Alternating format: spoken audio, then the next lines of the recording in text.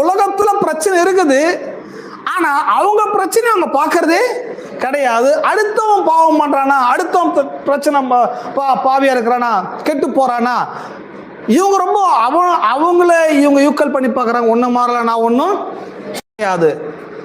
பாவம்ன்றது தேவனுக்கு விரோதமா செய்து எல்லாமே பாவம் தான். ஸோ இப்படிதான் இயேசுநாதர் எப்படி டீல் பண்றாரு அந்த பாவியாக பெண்ணு. நீ போ, இனி பாவம் எத்தமே நம்புறீங்க. ஸோ பாவியை டீல் பண்ற விதம் ரொம்ப கருணையோட டீல் பண்றாரு. நீ போய் நீ பாவம் செய்யாது.